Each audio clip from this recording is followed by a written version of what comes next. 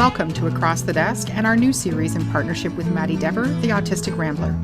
Maddie is a non-binary autistic advocate engaged in political advocacy, a parent of 5, and a very funny person. I think we're going to have a lot to talk about, and we look forward to you joining the conversation. Now let's get to rambling.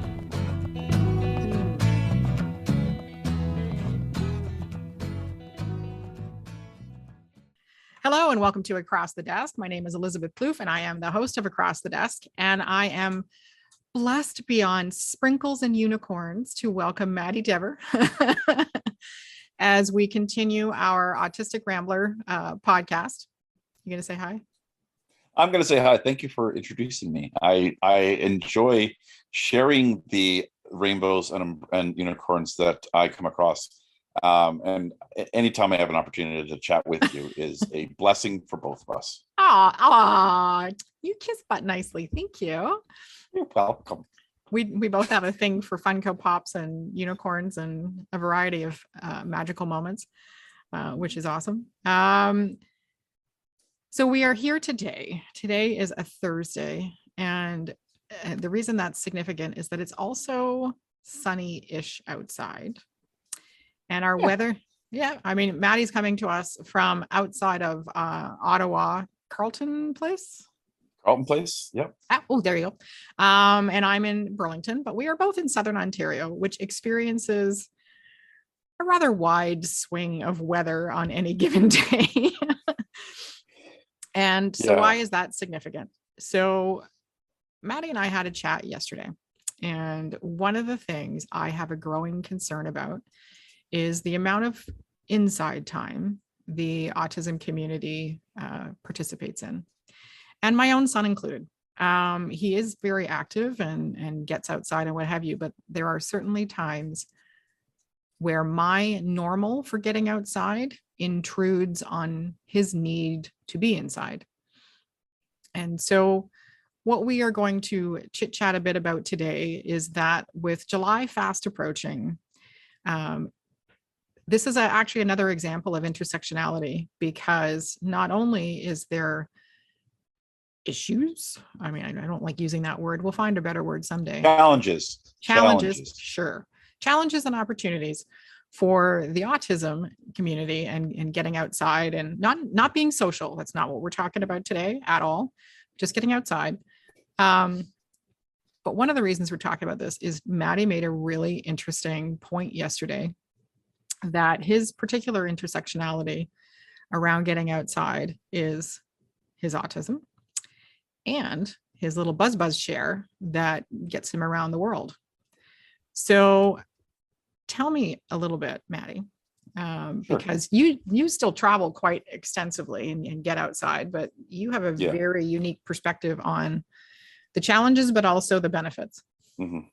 I mean, it is, for a lot of autistics, one of the reasons we stay inside is, being on our technology. Sometimes it's easier for us to connect to a digital virtual world than the world around us because of, difficulties with people. But I've always liked being outside. As a kid, I grew up in a time where you went out until you heard your mother yelling across from the city, "It's time to come out!" Or you were, I remember the street lights come on, you come home. Exactly. When the lights come on, we come home, and that was, we used to hang around a light standard, with our bikes and whatnot. And the moment that went on, we all dispersed home, and that was. That was my life. Me and my sister, we played outside. We did everything. I did every outdoor sport. So I have personally been an outdoor person. As an adult, in the last 10 years, I've had different physical disabilities, physical challenges, especially with mobility, especially with with walking far. And so I didn't go out as much. And I definitely, looking back, think that my isolation, I didn't feel I could walk far. So I didn't go out as much. I didn't go playing any sports. I didn't do stuff with my kids. I really, got really insular in my home. Now, 2 years ago. That was not without cause, though. So I will justify by saying that Maddie has numerous physical limitations around getting outside and being mobile. Yeah. They will share that at their discretion. Yeah. So when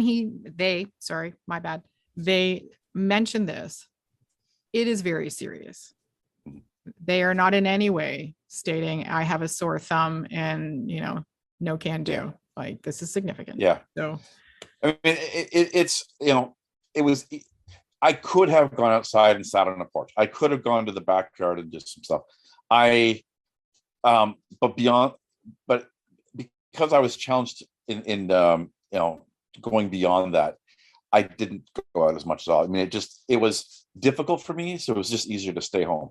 2 years ago, just before the accident, right when the pandemic hit, my kids and I really got back into Pokemon Go and going over the place. So during the pandemic, where we couldn't actually, the first 2 months of the pandemic, where we couldn't actually go outside, we couldn't go to the different things. We went in the car and we would just go all around the neighborhood. Did you say Pokemon Go?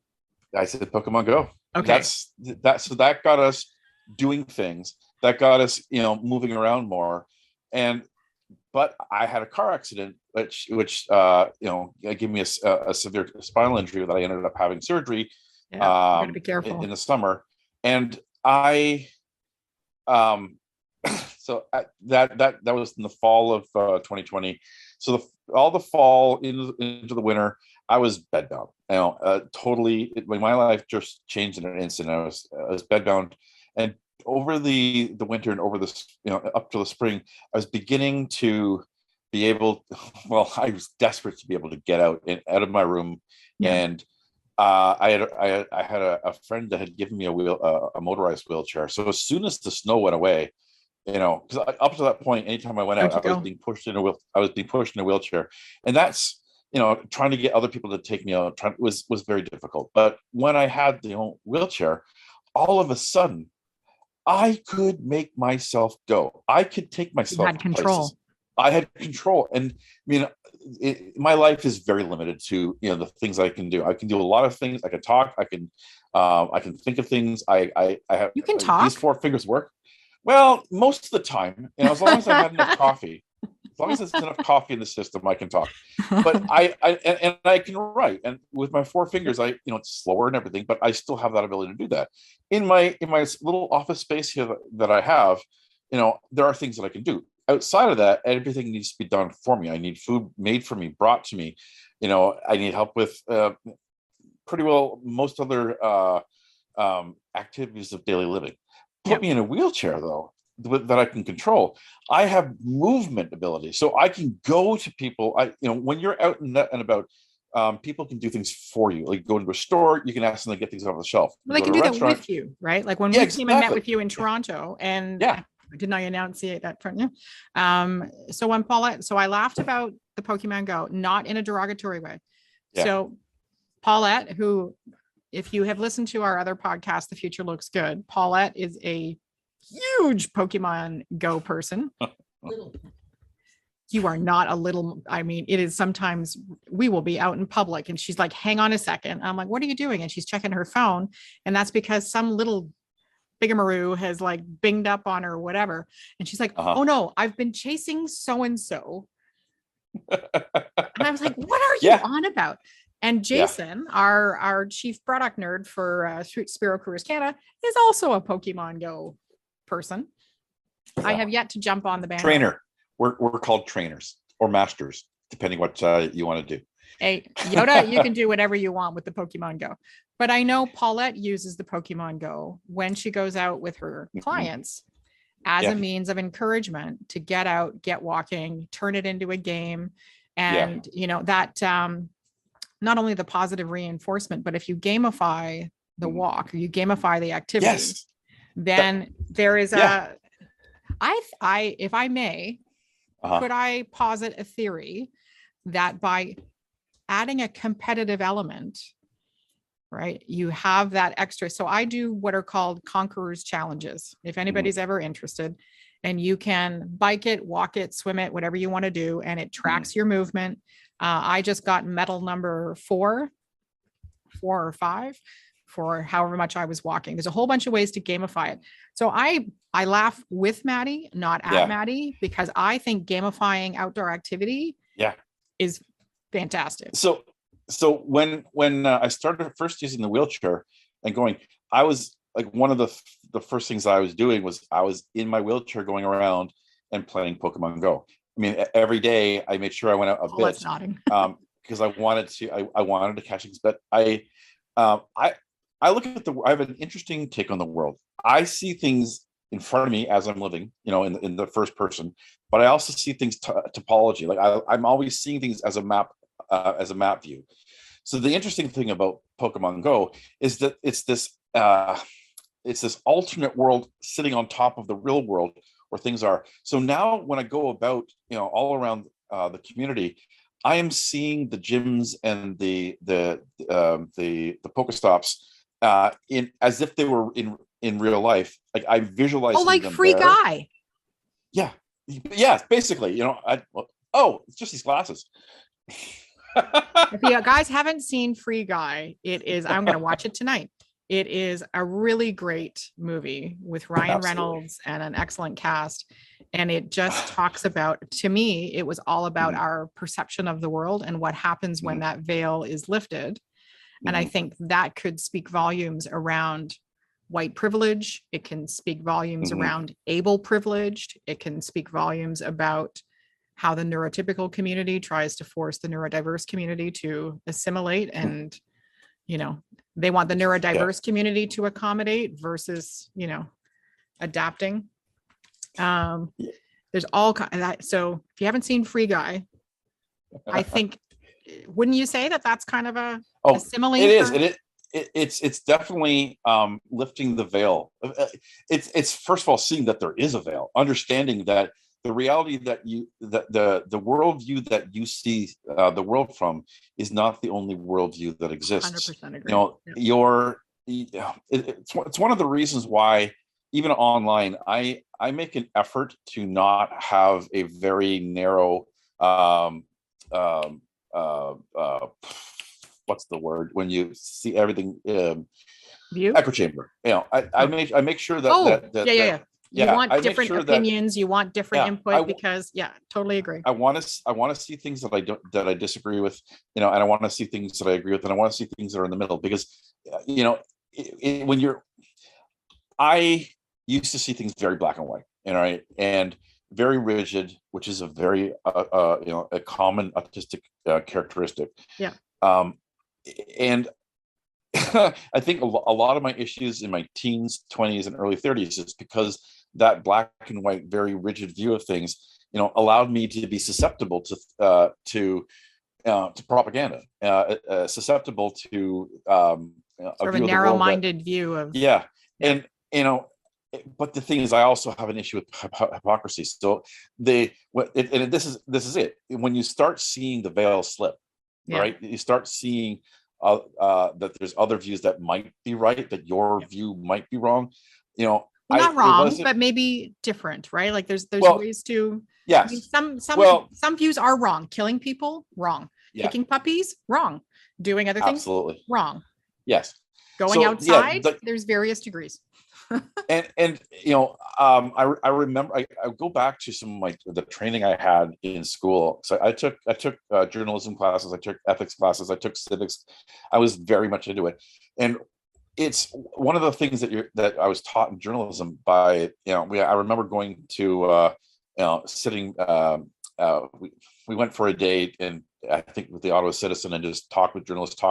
We had the publisher say the purpose of journalism is to, like, we all have bias. We have to acknowledge the bias that we have, but our job as journalists is to try to present both sides of an issue as balanced as possible, and leave you, the reader, the decision of where the truth is.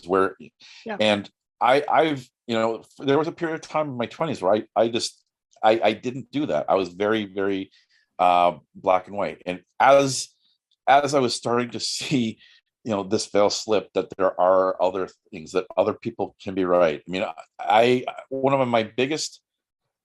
the biggest issues that I had as a kid and into my 20s is that I thought that I was always right, that somebody had to prove me wrong, that I mean, I had so many successes and so many things that I was right in that it reinforced that I very think rigid black and white that's thinking. common for that age group though, right? Because and I remember being quite stuck in that as well, because you think you're invincible and all the Yeah, other things. But to your point about that narrow-minded black and white view, how would you say that gets in the way of people getting outside and understanding kind of the importance of what that could yeah. give their life? So Because if you're stuck in the no-go yeah, track, how do we, it broaden that a little?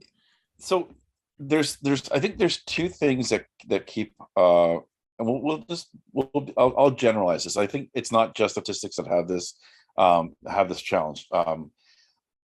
There's two things I think that keep people from doing things outside, from going out in Yeah. general.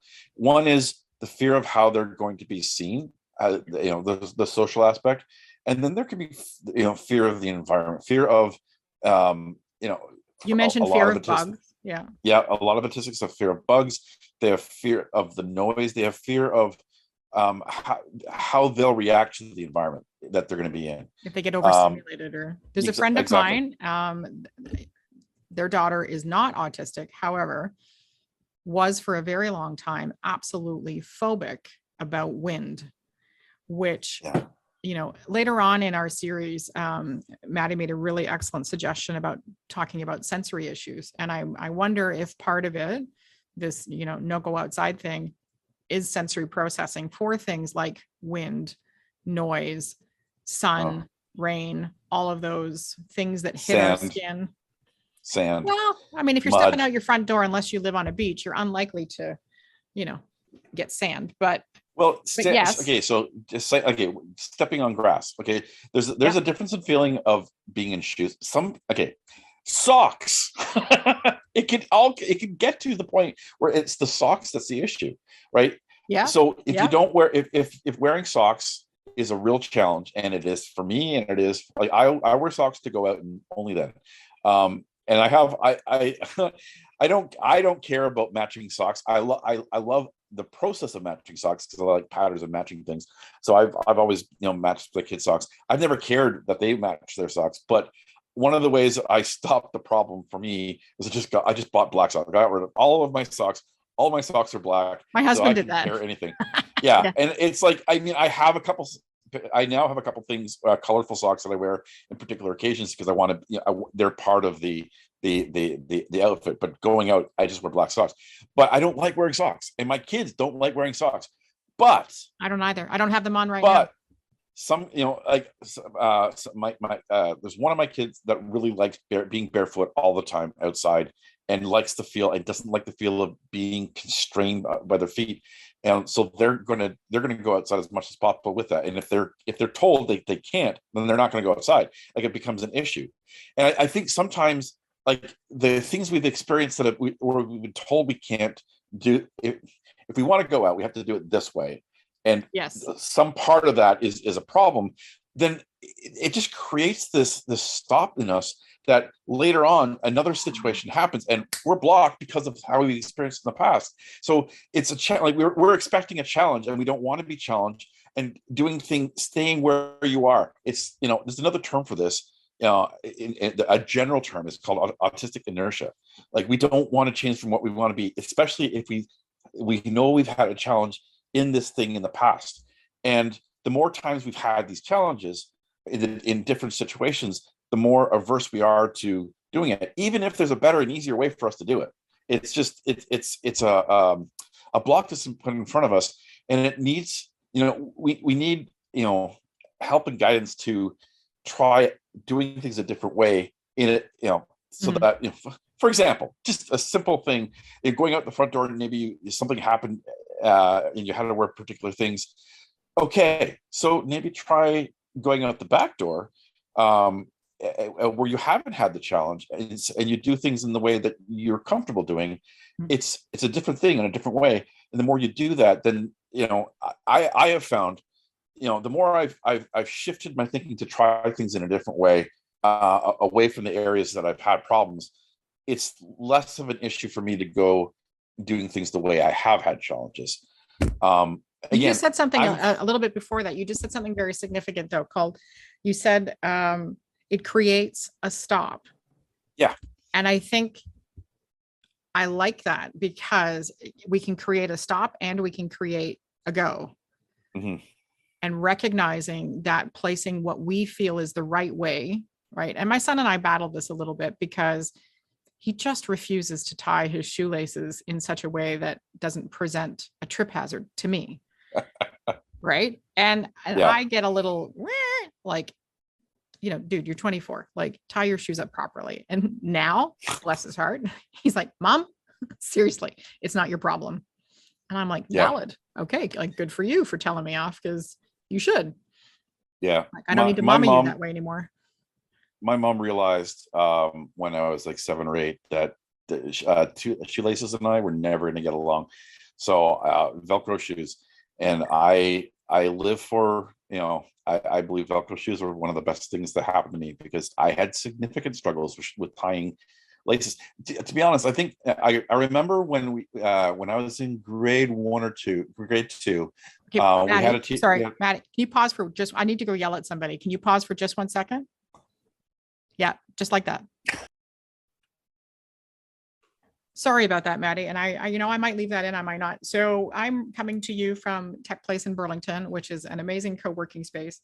And we have a fantastic manager here, Isabella. And bless her heart, she decided it was a good time to start vacuuming because a few months ago, Yeah. actually last summer, I did a little plant fundraising, right? So I noticed a lot of people were putting out big ferns and beautiful palms and whatever. They were done with them for the season. Tech Place didn't have any greenery. So I actually went around my neighborhood and collected like 30 plants, brought them in. She's just been taking care of one of the ferns. It has made a mess everywhere.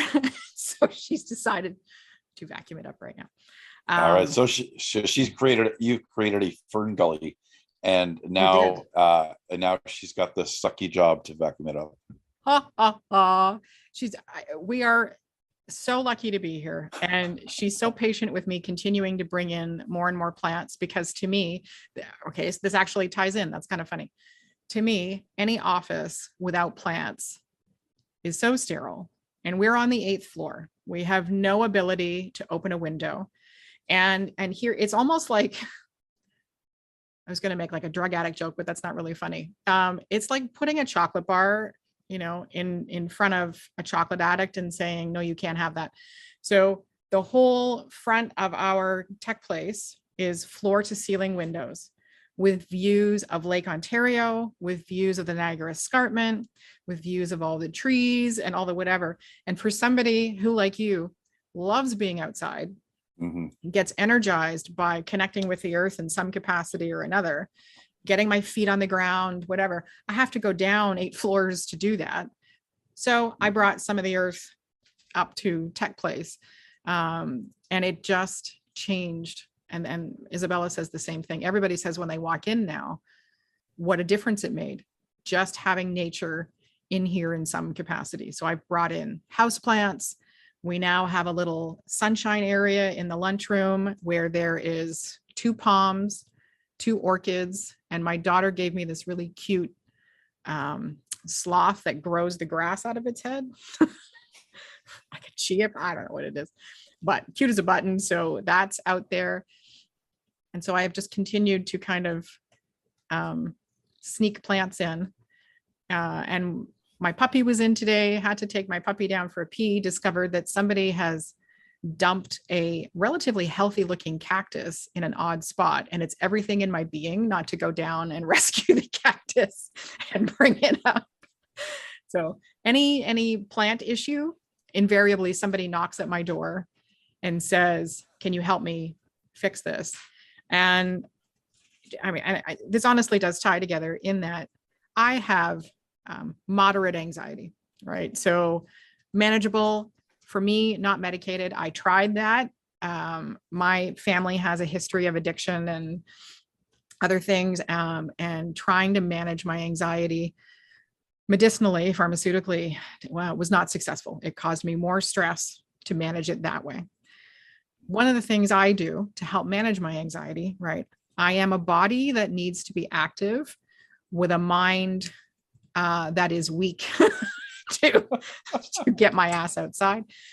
So what I have are huge gardens. I have 14 or 15 garden beds. They are cram packed with all kinds of perennials, as much like, Paulette's my business partner and other podcast host. She's sitting across from me right now. And she's come over to use our backyard as an office.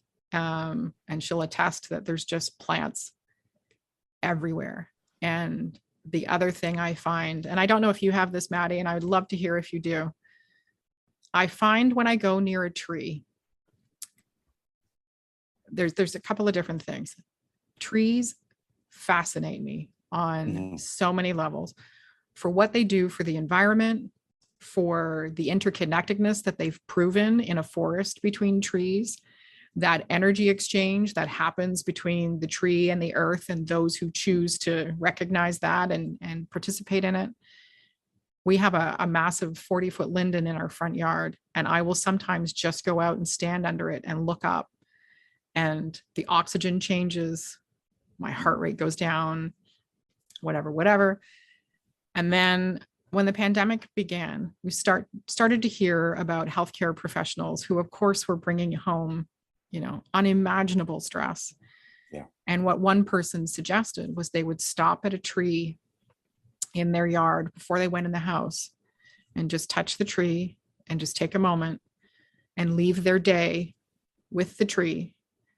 And like, not in a hokey pokey way, but it's that shift of mindset between what we are dealing with during our day, what that tree is able to handle for us, and then moving into that going inside mindset to deal with family and life and what have you. So for me, getting my hands dirty, whether it's pruning my roses, whether it's deadheading some of the annuals, yesterday or the day before, I went out and picked a huge amount of rhubarb out of my garden. We have strawberries, we have raspberries, I'm growing potatoes. That connection to the earth is what helps me deal. Paulette and I recently went on a retreat, and one of the things that they did was called forest bathing. We didn't get to because it had just pissed buckets, and so the trees would have soaked us.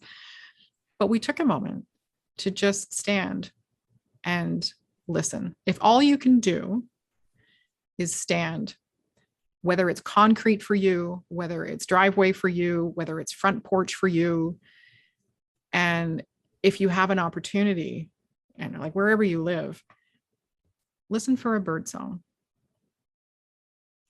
If it's not your thing around, if wind is not an issue, listen to how the wind talks to the tree and what the tree says. That's what I do. You're looking at me like I'm a little nutso, but that's okay. No. I mean, Paulette might be, but I'm not. No, Paulette knows I'm nutso, so it's okay. For me, it's about bodies of water. I get fully recharged with just a glimpse, just a glimmer, just a glance at water. And water, I love big rivers. I love big lakes. I love small lakes. I love creeks. I love ponds. I love waterfalls. For me, I discovered 2 years ago, shortly after I had surgery, that listening to a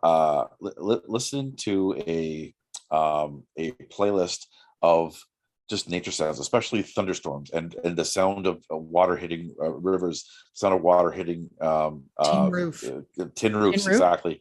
Woo. All of it, canvas. It calms me down so much. And when I actually go, the sound of it calms me down. The sound of the rain and the wind calms me down.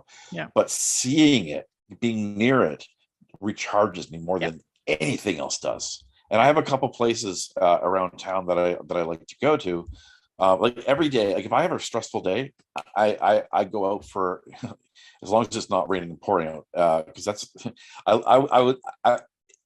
you're gonna rust up like a tin man if you do that. If my wheelchair was safe, I'd go out in the rain because I love being out in the rain, but I just can't do it so much right now. Yeah. But as long as it's not raining, every day I go and I spend at least, 10 or 15 minute thing. But if I'm having a stressful day, I'm going to go down to the river. I'm going to go to the bridge, and just sit in the middle of. We have a pedestrian bridge, Yep.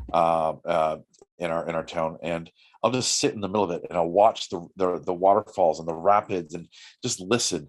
Like, yeah, I looking at it recharges me. Listening to it calms me down more than anything else. It's like, But if it's I that have a bad day, self-regulation and yeah. that Oh my self-recognition gosh. that you just made Yeah. a really important point, like a crazy important point, which is 10 to 15 minutes.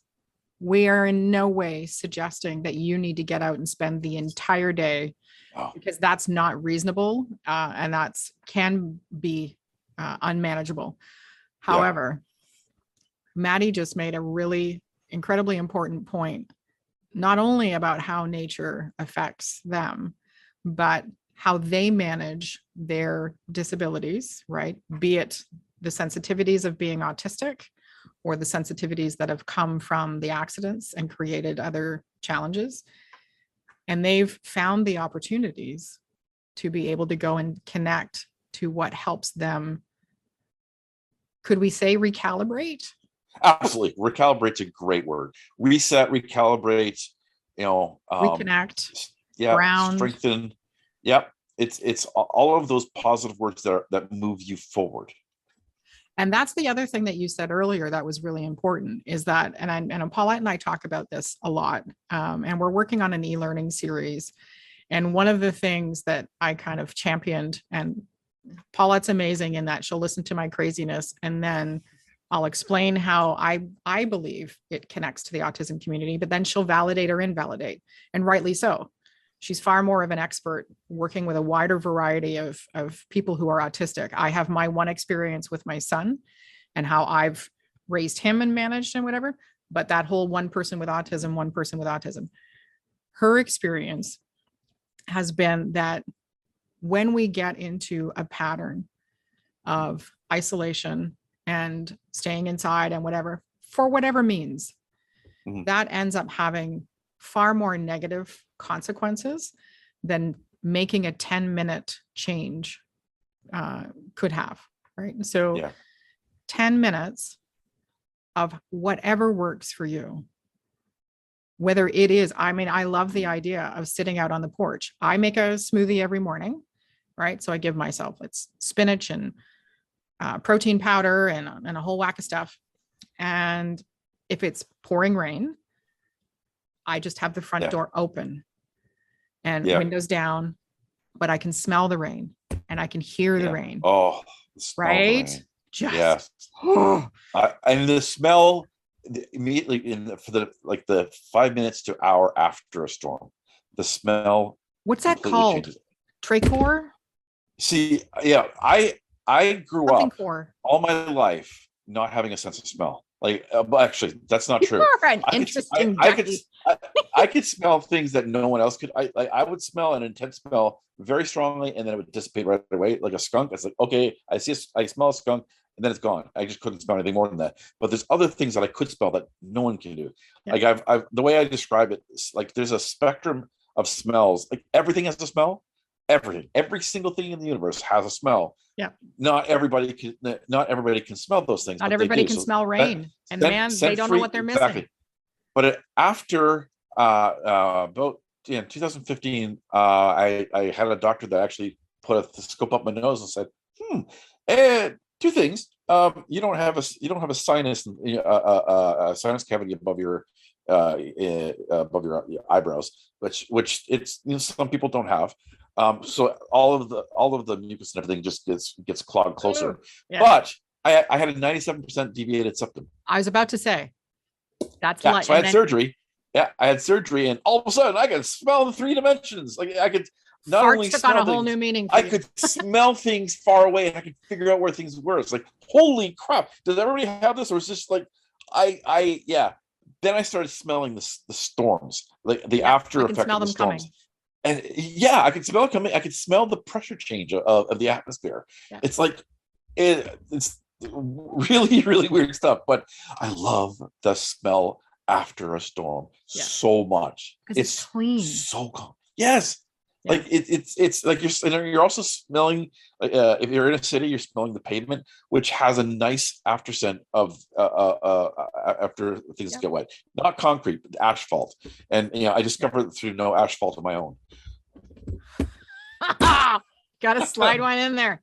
I got to slide one in there.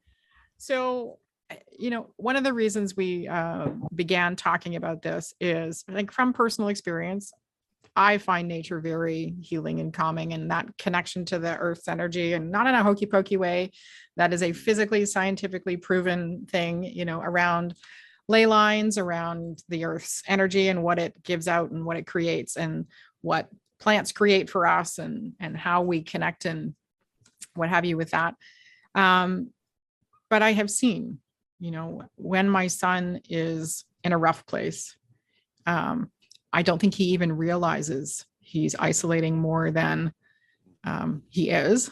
However, I also don't want to create a stop for him and impose on him what I think, I will remind him if I know it's been a day and all he's done is walk the dog for 20 minutes. I also know he is a body that needs activity and a mind that will believe being busy in the mind is the same as being physically active. It is not. Yeah. It is not the same. If you are gaming, if you are reading, if you are whatever you are doing and you're doing a lot of that, just because your brain is tired doesn't mean you've actually done anything. Yeah. And that's where we have to create a connection to make a go. Yeah. And go outside 10 minutes. Yeah. Folks, that's all we're saying. And this was one of the reasons why I think Pokemon Go is so helpful to a lot of us, because it layers a game in the world. I mean, I stopped playing Pokemon Go about 5 months ago because they made some changes that have made it very, very difficult for people with disabilities to play anymore. Is that, and that was feedback that was very frustrating. Need? Oh, we gave it to them, and it looked like they were going to continue to do things so that we could play. Because when the pandemic hit, they changed so many things so you could play at home. They expanded the distance between the things that you need to discover, and that made it, for the first time, accessible to people who are in wheelchairs, accessible to people who have mobility issues. They decided that they really wanted people to go back out and playing, and so they wanted to bring it back to the way it was before the pandemic. And unfortunately, it was limiting for people with disabilities before. You should be able to choose your user experience, right? Like if they have both available, then you should be able to choose how you engage with the platform. And I missed that. I really enjoyed, there was a community of people that played it, that we all got together online. And I was looking forward to, it's experienced that with people outside as well. So I missed that. When I go around, I'm still seeing the stops. I'm still seeing the gyms in my virtual eye. And it's in it, and your own free guy game. Yeah, but I'm still going out and doing stuff, exploring my town as much as I can. I love going to, when I can make accessible transportation happen. I can get out. I've gone to Montreal, I've gone to Toronto a couple of times, and I love to explore and see what's out there as much as I possibly can. I think the gamifying angle is a great way. Agreed. To take what the autistics are, many of us are where they already are. They're already playing. We whatever we're doing online, if there's an avenue to shifting us in to IRL, in real life, that's a great way. But we can't be forced. If we're forced, we're going to create the stops, and we need to create more stops there are. The more stops there are, the harder it is. They're cumulative. And so to that effect, because we got to wrap up, because I'm totally on board with the creating the goes. I know. We have to come up with a rapper name for you now. Thanks. I used to be Cookie Von Unicorn. MCJD. MCJD is what I used to call myself. I see MCJD. Cookie Von Unicorn, but that's just me. That could be your drag queen name. Cookie Von Unicorn. That'd be an amazing drag queen name. Don't you think? Like we've gone off on a different tangent here, but that would be an amazing That's fine. drag queening. Yes. Okay. So I was thinking about I have a friend who makes we do podcasts with on the YA podcast. They do they make stuffed animals, and I had this idea. I love bunnies, and sometimes I'll put some of my bunnies in my background. yeah, I've been collecting bunnies since like that's the stuffed animals that I have. I save them, that's what I do. But I got her to create one with that was it was a unicorn bunny, a unibunny, a unibunny or a bunnicorn. Yes. Yeah. So folks, if you're listening and any of this has resonated with you around, maybe you are staying inside a bit too much and maybe that's become a habit. The good news is if you've created the habit, you can also create a new habit. And change can be an ako taco thing, but there's so much to be gained out of identifying the behaviors that might be holding you back. And one of them can be staying inside too much. And with the summertime, there are definitely stops that get created as far as if there's phobias around, bugs or wind or whatever. But if my good friend can navigate numerous physical challenges, as well as being autistic, and find solace in a 10-minute outside activity, I can assure you that there is a way. If it is as simple as standing on your front porch, if it is as simple as walking to the end of your driveway and just seeing what's happening. If you live in an apartment building, there is always a walkway out the front door. Can you get yourself out to the end of the walkway today for a couple of minutes? If you turn left or right from your walkway and you see a bus bench, can you go spend 5 minutes listening to something on your phone or whatever? If you listen to a podcast, if you listen to a gaming show, if you listen to whatever, there's no reason you can't listen to that outside. We're not asking you to go out and run a marathon. We're not saying you got to chase Pokemon Go at full tilt, but sunshine and nature in some capacity have a very restorative, recalibrating effect that can help make change easier, can help with any kind of mental stress going on, can help if you happen to have a co-diagnosis of anxiety or social disorder or what have you. Even if your only choice today is to open up a window and stand in front of the window and let the wind come at you or what have you. If that's what you do today, that's amazing. If you didn't do it yesterday and you never felt fresh air and you never looked at the sun and all you do today is open up a window, right? You now have protection from any bugs that might freak you out. You are able to shut the window if the wind becomes too much. If the noise level is too high, okay, shut the window for now. Because it's all outside and you have control, much like Maddie has taken control of their situation with their chair, what they can navigate, what they can't, and worked within those constraints. You have the ability to open that window as wide as you want to, and you have the control to close it when you've had enough. Yeah, we all need to experience the vitamin C. I need that.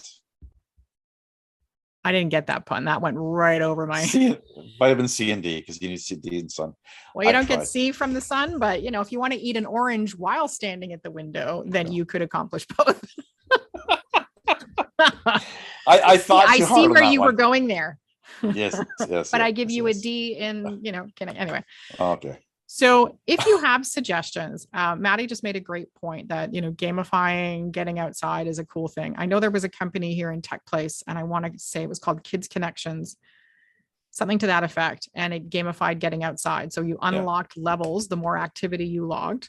That was kid focused. But if there's an app that you're using to gamify getting outside, if there is an app you're using that inspires you to get outside and how to manage things, would love to hear from you. Like, post it in the comments of wherever you're listening to this. Same thing. You can, we haven't set up an email for this yet, but my email is elizabeth@spirocareerscanada.ca. You're more than welcome to send it there. But we want to build resources, right? To Maddie's point around being narrowly focused. If the app you have been using, like Pokemon Go, has, crap the bed a little on what you need, okay, let's find something else. Let's pool our resources as an amazing community and share what we've got, right? You can visit our Socially ASD Facebook group, drop it in there. There's all kinds of ways to communicate and collaborate so you can create a connection to get your little butt outside and eat an orange while sitting in the sun. Yeah, I'm game for that.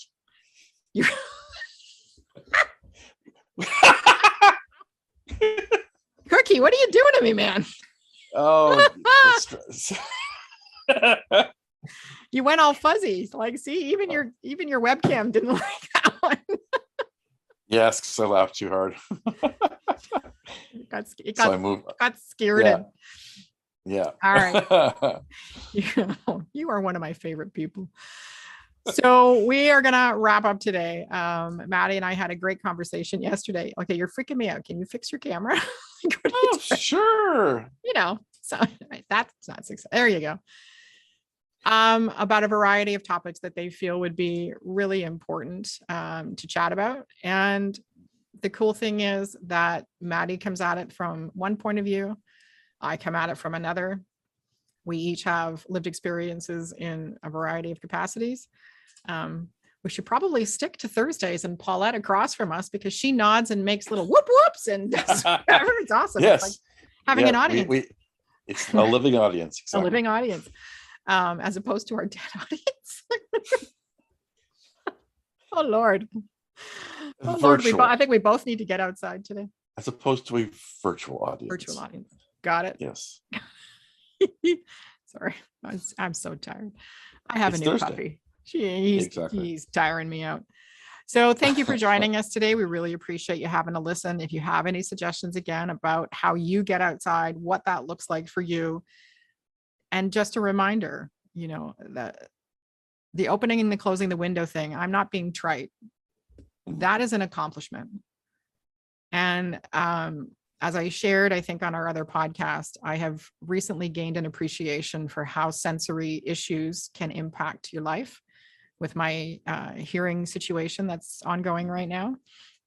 So if you choose to stand with an open door, open window, open something, congrats to you. That's incredible. And I mean that sincerely.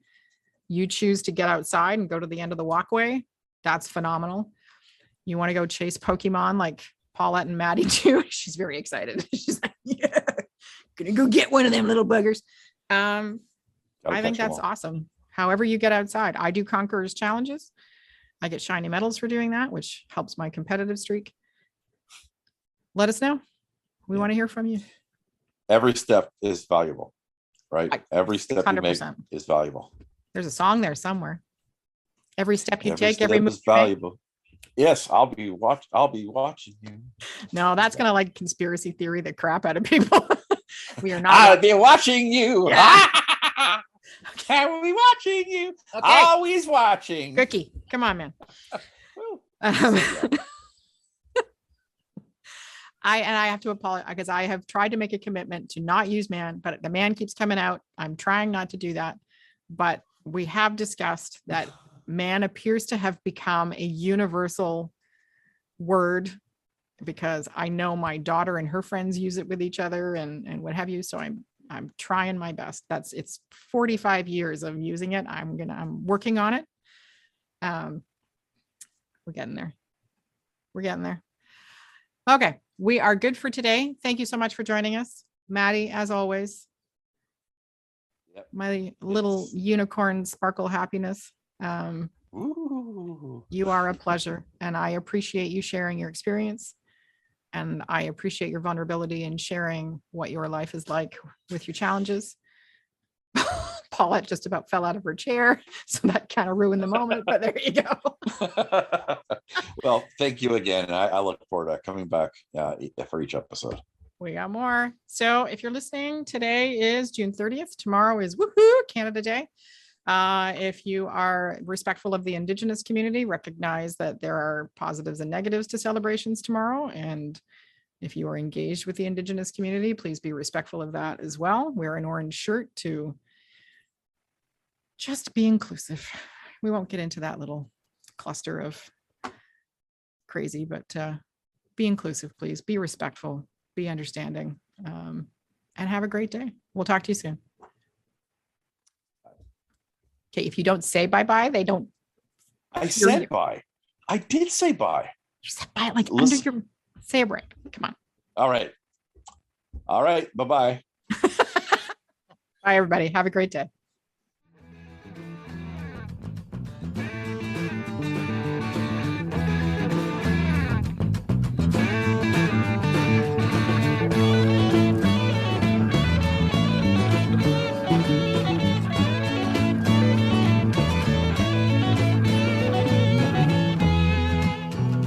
Thank you for joining us on Across the Desk and our new series, The Autistic Rambler.